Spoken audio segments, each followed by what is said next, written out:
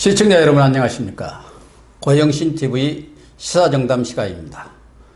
4.3 보궐선거의 표심, 민심이 판가름 났습니다. 외관상 1대1 무승부 같지만 따지고 보면은 민주당 완패이고 한국당의 실지 회복인 것 같습니다.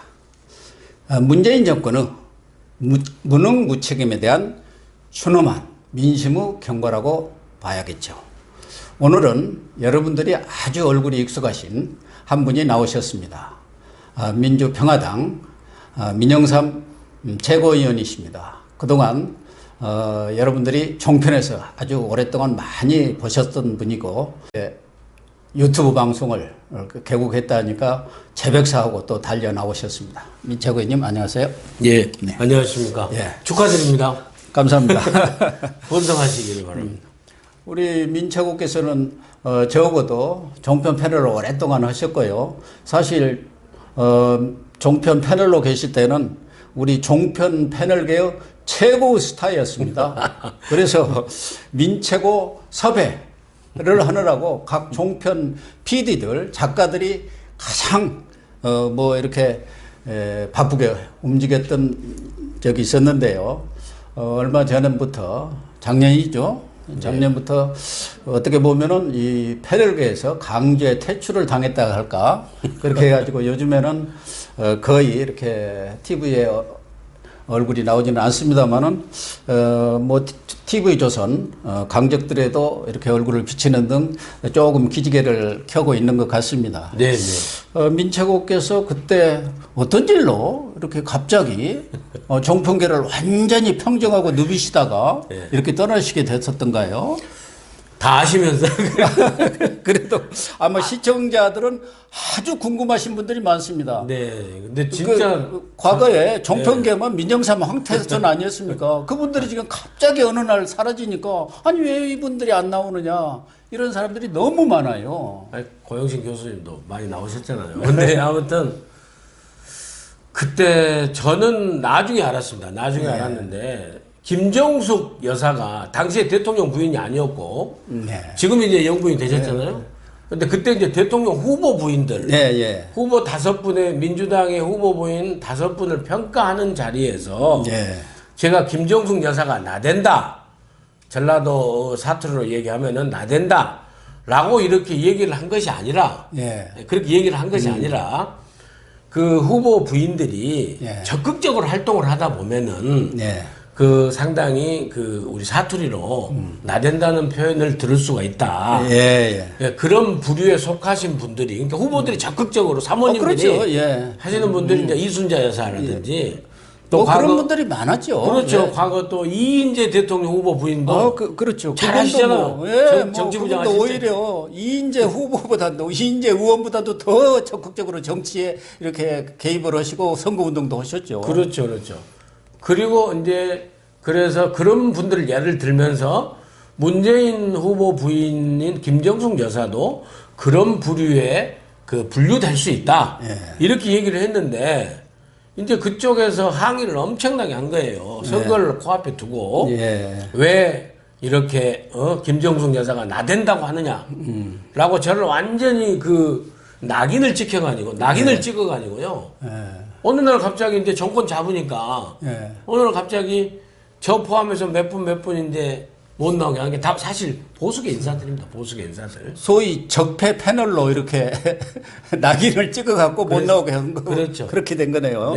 근데 아마 우리 민영삼 최고도 이렇게 패널을 하시면서 다 그렇지 않습니까? 패널들이라는 게 좀 비판적으로 접근을 하는 것이고 언론이라는 게 또 그런 역할을 하라고 있는 거 아니겠어요? 그렇습니다. 잘못된 것은 잘못된 거로 지적을 하고 또 잘한 것은 잘한 것대로 평가를 하는 그런 역할을 하라고 그런 것 같은데 아마 그 당시 문재인 그 당시는 이제 후보 쪽이었겠지요. 그분 쪽에서 미운털이 좀 박혔던 모양입니다. 그러니까 사실은 김정숙 여사를 대놓고 나댄다고 한 것도 아니고 정치를 그렇게 열심히 하시다 보면은 여성분들이 하면은 호남 말로 나댄다는 소리를 들을 수 있다. 이 정도 한 걸 가지고 꼬투리를 잡아가지고 강제 퇴출을 시킨 거 아닙니다. 그런데 아니 어느 세상에 군사정권 시절입니까? 그런 일이 어떻게 촛불 정권에서 있을 수가 있나요? 있을 수가 없죠. 그리고 정말 지금 보면요, 꼭 보수 또 그 문재인 캠프에 쓴소리를 하는 그런 패널뿐만이 아니라 아무튼 자기 입맛에 안 맞는 패널들을 출연 횟수를 대폭 줄이고 예. 출연 방송을 하는 거예요. 그래서 마치 저희들은요 지금 뭐 황태순, 박상병, 뭐 민영삼, 뭐 또 뭐 박종진 뭐 이런 그 대부분 우리 시청자들 다 아실 겁니다. 예, 예. 우리끼리 모이면 그런다니까요. 아니 5광옥 때 허문도의 그 이 언론 통합보다 더하다 지금. 그래서 아주 기술적으로 하거든요. 정말 그렇죠. 기술적으로 해요. 예전에는 네. 청와대 무슨 홍보수석실이라든가 무슨 그 국정원 쪽에서 이렇게 압력을 가했는데 요즘은 그렇지도 않잖아요. 네. 시민단체라는 것을 동원해가지고 이렇게 압력을 가하지 않습니까? 그리고 자기들은 우리는 절대 언론에 관여하지 않는다. 압력 넣은 적 없다고 하지만 그게 이제 쓰리 쿠션이라고 하지 않습니까? 우리 속된 말로. 그걸 하고 있잖아요. 예, 그렇습니다. 그래서 좀 이 정권이 이러면 안 되는데 촛불 정권인데 예. 개혁 정권이고 촛불 정권인데 이 언론 정책 하나만 보더라도 이건 완전히 이 언론 정책 부분만 비교하면은 5광옥의 전두환 철권 통치하고 별로 다를 바가 없어요. 그러니까 저만 하더라도 지금 언론계에서 40여 년 동안 활동을 하고 있지 않습니까? 뭐 대학에서 강의도 오래 했지만 네. 이렇게 제가 이렇게 오랫동안 여러 정권을 경험해 봤지만 현 정부 언론 어떤 그 정책이랄까 이런 것이 과거 군사정권에 비해서 더했으면 더했지 덜한 게 하나도 없다는 그런 느낌을 저는 갖고 있어요.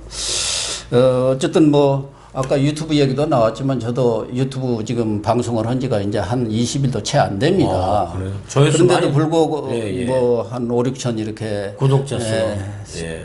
생겼는데 구독자들이 이렇게 구독을 해주시는데 이렇게 유튜브 방송을 해보니까 그 구독자 그 한 분 한 분이 얼마나 귀하고 감사한지 모르겠어요. 어쨌든 뭐 오랜만에 우리 민영삼 최고위원님 또 종편계의 스타 나오셨으니까 한 말씀만 드리면요. 예. 그래서 그때 민영삼이 김정숙 여사가 나댄다라고 그 딱 낙인 찍어서 방송까지 지금 이렇게 중단하게 됐는데 진짜로 김정숙 여사가 나댄지 안 나댄지는 저는 국민들이 판단한다고 생각을 합니다. 정말 더 이상 제가 말씀 못 드리겠는데요. 요즘 시중에서는 그렇지 않습니까? 청와대에서 가장 말발이 세신 분, 영향력이 강하신 분이 김정숙 여사라는 그런 말도 나오지 않습니까? 그래서 저도 김정숙 하니까 말까지 더듬어지네요. 무서워가지고. 여차했다가 이렇게 말 잘못했다가 또 언제 야 너 유튜브 방송도 하지 마 이러면 이거 정말 골치 아프지 않습니까? 이제 막 시작했는데 문 닫으라고 하면은 유튜브는 뭐 못 닫게 하잖아요. 어쨌든 뭐 물론 광고 제한할지도 모르고. 유튜브도 지금 뭔가 제안을 하려고 전에 아주 노력을 했잖아요. 뭐 민주당 뭐 무슨 최고인이 법안을 낸다 어쩐다고 하다가 그나마 언론이 주신 이낙연 총리가 있어가지고 그건 말이 안 된다 해가지고 지금 잠잠한 거예요. 근데 뭔가 아마 민주당 내 여권 내에서는 좀 비판적인 자기들한테 비판적인 유튜브를 규제하기 위한 뭔가 대책을 세우고는 있을 겁니다. 그건 뭐 지켜봐야 하고 어제 이제 4.3 재보궐 선거 있었지 않습니까? 네. 뭐 두 지역뿐이 아닌 초미니 네. 선거지만 그 선거가 갖는 의미가 사실 컸지 않습니까? 네, 6.13 지방선거 이후 지금 첫 번째 어떤 선거가 있었기 때문에 문재인 정권에 대한 어떤 중간 심판의 그런 성격이 있다. 또 각 당이 뭐 새로운 체제 정비랄까 뭐 한국당도 그러고 그런 상황 속에서 치러지면서 각 당의 앞으로 어떤 진로 네. 이런 설정에도 이게 하나의 시그널 메시지가 될 거라는 측면에서 뭐 상당히 관심을 끌었었는데 결과는 1대1로 나왔습니다만은 네. 우리 민채가 보실 때 전반적인 그 보선 결과를 평가를 해 주신다면 어떻게 보시나요? 저는 이제 민주당 입장에서 분석을 해보면 5대 0이라고 생각을 합니다. 그렇죠. 예, 국회의원 2석에, 예. 그 다음에 기초의원 3군데. 세 군데 예, 예. 그래서 5대 0이라고 보고요.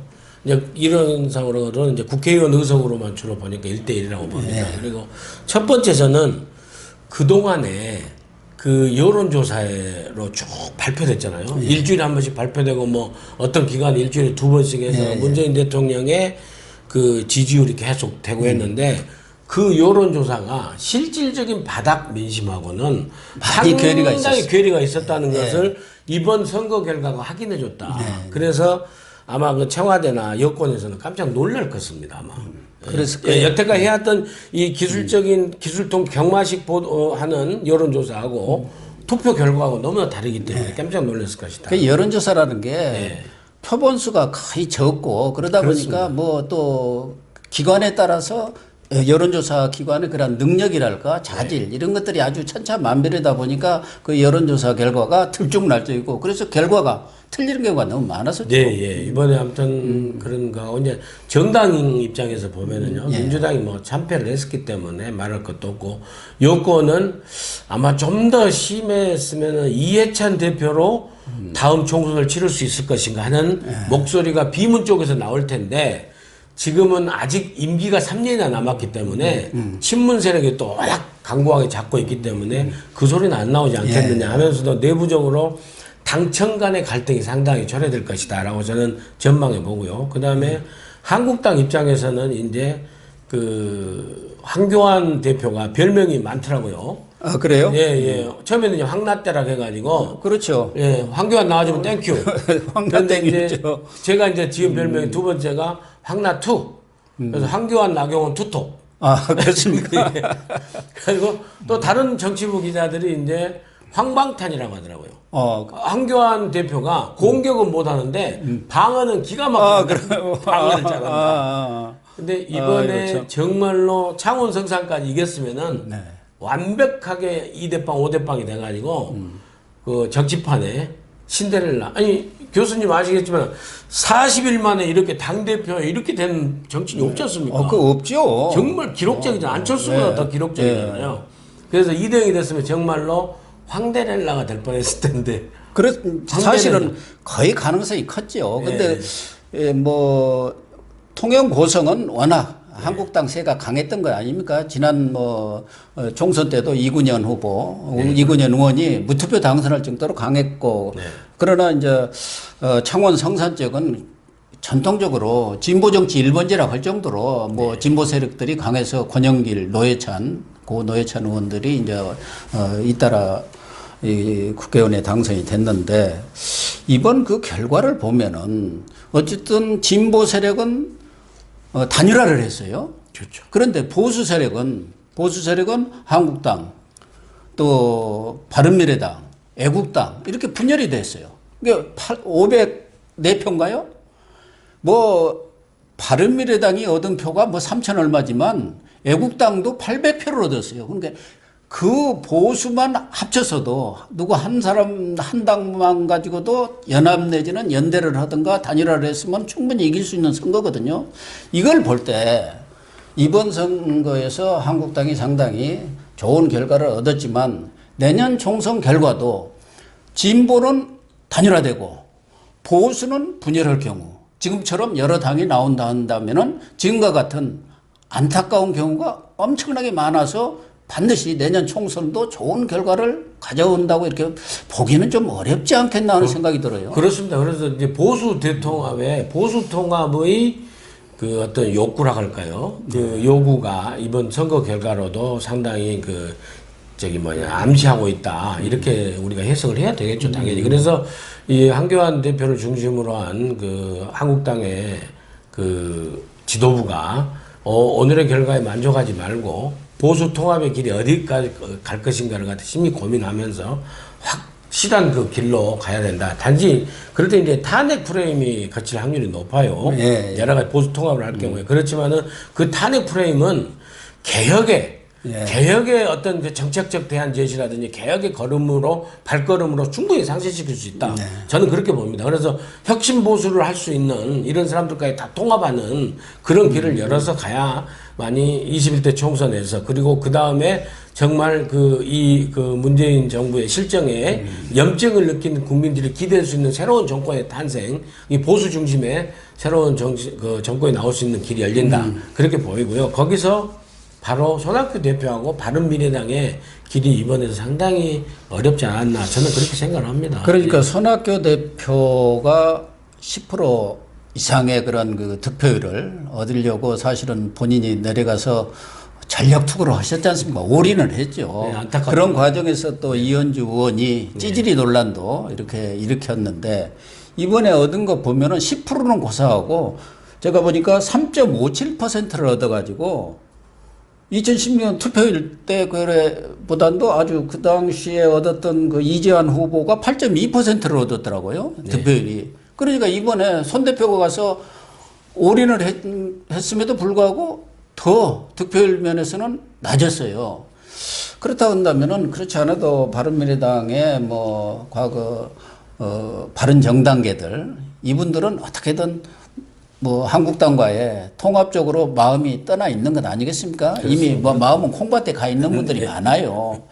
그래서 이번 선거 결과를 보고 바른미래당에서 상당히 탈당 도민호랄까 뭐 이런 것도 일어날 가능성 없나. 국민의당계는 어차피 대부분이 호남분이시니까 한국당으로는 못 가겠지만 그렇게 될 경우 국민당계도 만약 바른미래당계가 어디로 떠나는 상황이 오면은 혼자 남아있는 것도 어렵고 그러다 보면은 민주평화당과의 어떤 또 연대랄까 뭐 통합이랄까 이런 움직임도 이렇게 가시화될 수도 있어서 이게 아무것도 아니지만 두 곳이지만 정계 개편에 어떤 시발점도 될 수 있지 않겠냐 하는 생각이 들어요. 저는 아주 잘 지적을 해주셨습니다. 그러니까 시발점 이미 됐다고 봅니다. 특히 이제 이 그 창원 성산에서의 바른미래당하고 성적하고 그 전주의 기초선거에서의 민주평화당의 성적을 보면은요 민주평화당이 압도적으로 이겼습니다. 압도적으로. 그러니까요. 부재자 투표수도 이기고 사전 투표수도 이기고 그다음에 본선거 4월 3일날 본선거에서도 이기고 그리고 민주당 후보를 압도했거든요.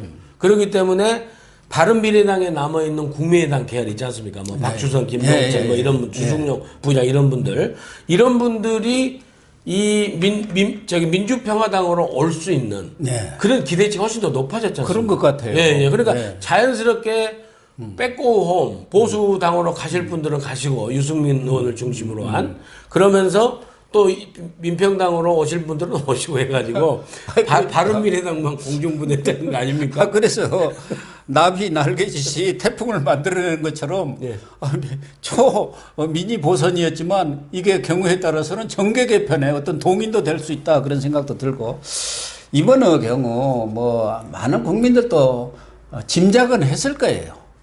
민심의 이반이 심각하다. 그런 결과가 나타날 것으로 예상은 했겠지만 사실은 뭐 뚜껑을 열어보니까 그것이 현실로 이렇게 나타났지 않습니까? 뭐 어떤 것들이 가장 큰 요인이었다고 봐야 할까요? 이제 정말 놀랐습니다. 그러니까 그 경상북도 경주인가요? 기초의원 2명 압도적이었죠. TK. 그 표차가 엄청 나버리고 그 다음에 기초의원 바닥 민심 아닙니까? 그렇죠. 시의원, 군의원들 뽑는 그게 전주에서도 압도적이고. 그러니까 전주도 그렇지만 아까 그가 경주가 아니고 문경시에서 나라 선거구 두 곳입니다. 문경시에서 뭐 압도적으로 이겼죠. 압도적으로 이기고 뭐 통영 고성 PK로 다시 다 돌아가 버리고. 거기도 지역이 통영은 인구가 고성은 한 5만 되고 통영은 13만인가 됩니다. 그렇죠. 그러니까 지금 민주당의 후보가 양문석 후보가 통영분이에요. 그러니까 전통적으로 보면 이 보선이라는 것은 조직동원의 그런 힘이 크거든. 그런데도 불구하고 뭐 6대 4인가 뭐 이렇게 져버렸지 않습니까? 이게 요인 분석을 이제 말씀하시면 보면은 투표율을 보면은요. 그러니까 통영 출신의 소지역주의가 작동되지 않고 심판해버린 거죠.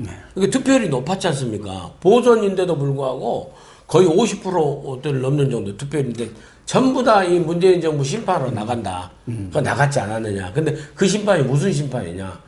정책과 인사 저는 두 분야라고 봅니다. 맞아요. 맞습니다. 그러니까 문재인 대통령의 국정 운영의 축이 저는 세 가지라고 보거든요. 하나는 평화에서 대북 정책. 평화를 아주 드라이브 했지 않습니까? 그 다음에 소득주도 성장의 경제 정책. 소주성.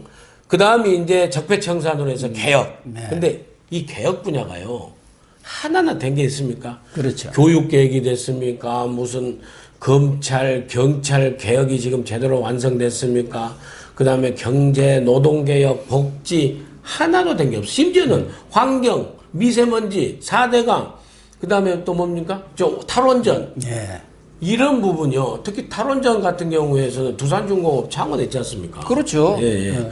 그런 부분에서 하여튼 경제정책의 실패, 그 다음에 인사정책은 마치 그 장관 7명 청문회하고 인사 참사를 빚었지 않습니까? 인사 청문회. 거기다가 김우겸 전 청와대 대변인 그렇죠. 말도 안 되는 부동산 투기해놓고 그것도 잘했다고 우리 책임 없다. 우리가 무슨 책임이 있어서 책임을 지느냐 이렇게 된 건 아닙니까? 그러니까 정말 민주당이 거기 그 단일화로 해가지고 정의당한테 해주느라고 토끼 용군 같다고 생각을 해요. 정말 민주당 후보로 됐으면 아마 떨어졌을 거예요. 떨어졌죠. 네, 창원 청사에서 저는 떨어졌다고 보거든요. 그래서 민주당도 그런 기류를 알기 때문에 이번에 발을 뺐지 않습니까? 그렇습니다. 여기서 올인했다가 자기들이 패우면은 엄청난 지금도 내상을 입었는데 치명상으로 이렇게 올 가능성이 많았기 때문에 이해찬 대표 선거 기간 중에도 저 베트남 2박 3일 다녀오시고 그랬잖아요. 예, 예. 그래서 이 전반적으로 그래서 사실 대북 정책도요. 사실 사람들이 그 국민들이 내놓고 말은 못해도 너무하다. 제 아들만 해도 그래요. 아니 아빠 나는 진짜 지식도 못 해갖고 있는데 우리 문재인 대통령은 맨날 북한만 신경 쓴다는 거예요. 아니 극단적인 예지만은 신경 쓰는 정도가 아니라 눈치만 보고 있는 것이죠. 신경 쓴 건지 눈치 본 건지 오늘 하여튼 이런 그 꼭 우리가 무슨 보수라고 해서 막 이렇게 매도할 것이 아니라 정말 국가 안보를 걱정하는 그런 국민의 충정이라고 생각을 해요. 그렇습니다. 국가 안보를 걱정하는 국민의 충정이 꼭 보수만 있습니까? 중도층도 있어요. 다 있죠. 그 진보층도 있어요. 진보도 마찬가지죠. 예. 지금 사실은 중도 진보에 있던 분들이 이 문재인 정권의 이러한 그 무능과 무책임에 실망해갖고 돌아선 분들이 많아요. 그분들이 꼭 무슨 한국당을 지지하고 보수를 지지한 것은 아니지만 문재인 정권과 절연한 분들이 아주 많습니다. 그래서 이제 그 하노이 회담의 결렬, 그 다음에 대북 정책의 성과가 없어버린 데다가 김우겸 대변인 사태, 인사 참사, 뭐 소득주도 소주정 실패, 이렇게 총체적으로 그 하여튼 뭐랄까요. 하여튼 총체적 난국이랄까요. 실패. 정책과 인사에서의 문재인 정부 2년 실패에 대한 국민들의 준엄한 심판이었다. 그렇죠. 또 망합니다. 한국당도 예. 이번에 선전을 했지만 지금처럼 다시 웰빙정당으로 돌아가고 쇄신 안 하고 맞아요. 개혁, 웰빙정당. 예, 혁신 안 하면은 예. 다음 총선에서 지금 뭘 잘한 것은 없잖아요. 예. 잘한 것은 없어요. 그렇습니다. 또 하나는 사실은 뭐 창원 쪽에서는 네. 아까도 잠깐 말씀이 나왔습니다만은 탈원전 정책으로 해서 두산중공업 말고도 거기에 협력업체들이 얼마나 많습니까? 협력업체 엄청 많죠. 두산중공업은 월성 어디 3, 4억이 그것에 7천억을 지금 넣어놓고도 완전히 그게 지금 무산된 그런 상황 아닙니까? 그렇기 때문에 그런 것들도 현지에서는 아마 심각하게 영향을 미친 것 같아요. 근로자들 입장에서는 다 일자리를 잃은 사람들이 많지 않습니까? 요즘 오늘 우리 고영신 교수님 그 고영신 TV에 와가지고 시중에 소문 재밌는 소문 하나 제가 말씀드려요. 네. 지금 고사성어를 대통령을 비유해가지고 하는 게 많이 있거든요. 네. 근데 이제 아무리 유튜브도 방송이니까 백문이 불여일견은 제가 못 옮기겠습니다. 네. 못 옮기겠습니다. 근데 불문가지가 있더라고요. 그렇죠. 불문가지 아시죠? 명확하나고 누구나 다 아는 얘기다 안 들어가도 근데 이걸 달리해서 그래요. 다 아는데 문재인 대통령은 모른다. 그것이 불문가지랍니다. 그러네요. 그러니까 대북 정책의 지금 문제점, 그 다음에 소득주도 성장 정책의 문제점, 인사 정책 난맥상의 문제점, 우리 국민들은 다 아는 거예요. 그래서 다 임금님기는 당나귀 귀하고 대나무 숲에 가서 그 이발사가 했듯이요. 이번 창원, 성상, 통영, 고성, 전주, 문경 투표에서 전부 다 한 거예요. 예? 그렇게 해서 다 유권자들은 아는데 문재인 대통령은 모른다 해서 불문가지란다. 그렇습니까? 불문가지. 어쨌든 아까 내가 고리 3, 4억이라고 했는데 신한울 3사기입니다. 좀 또 민평당 최고위원이시니까 이번에 민평당도 뭔가 희망을 찾은 것 같아요. 전주에서 시의원 당선됐지 않습니까? 지금 민주당이 지난 뭐 지방선거 뭐 다 싹쓸이를 했는데 이번에 상당한 표차로 이겼더라고요, 민주당을. 43%를 득표했습니다. 그러니까요. 지난번에 저도 민평당 도지사로 나가가지고 10.6% 되게 그렇게 얻었는데 민평당이 이제 여태까지 민심이 이렇게 돌아가서 네. 민평당이 뭐 특별히 잘한 것 뭐 특별히 손에 꼽을 수는 없다 하더라도 아무튼 민심이 이렇게 호남 민심이 특히 문재인 대통령과 민주당에 몰빵해 준 줄 알았더니 아 그게 아니다. 그래가지고 이제 우리 당 국회의원님들 16분들도 상당히 고무돼 있고 생각들이 좀 이렇게 바뀌지 않을까 하는 그런 움직임이. 그래서 아까 지금 한참 그 뭐 회의도 하고 여기 또 나누고 이렇게 왔습니다만 아무튼 호남 민심이 아 민평당을 완전히 버린 건 아니구나. 그래서 지난번 거기 대선 지난번 특히 지방선거 1년 전에 지방선거 때하고는 이제 다르다 그래가지고 거의 절망 속에서 이제 희망을 찾았습니다. 그러나 저러나 지금 이제 많은 사람들이 관심을 끌는 것은 정의당이 지난번에 이제 5석에서 이제 1석 늘어가고 6석이 됐고 민주평화당이 14석 아닙니까? 그러면 과거처럼 평화와 정의 원내 교섭단체를 만드는 것이냐.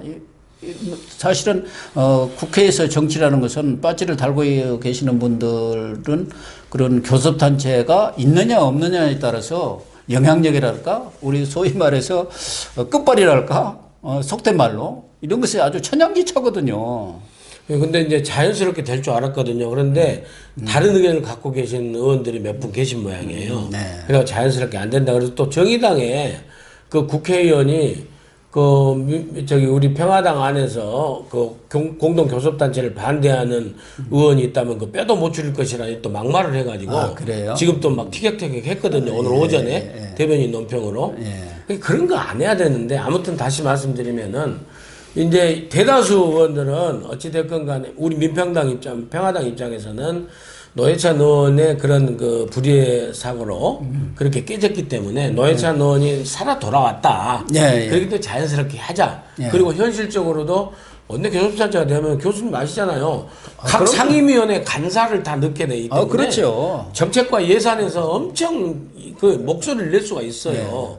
그렇기 때문에 정의당에 조금 내주고 이번에는 우리가 노회찬 대표, 정의당의 대표를 주지 말고 우리 평화당의 대표를 갖는 조건으로 해서 교섭단체를 하자는 의견이 있고 또 다른 분들은 교섭단체 구성해봐야 실익도 없고 그 다음에 평화당을 제3지대 신당으로 더 확장시켜 가야 된다. 그렇기 때문에 굳이 원내교섭단체 할 필요 없다. 라고 이제 몇 분이 지금 말씀을 공개적으로 하셔가지고 내일 모레세 아마 의총을 열리면 거기서 이제 최종 당원이 결정이 되겠네요.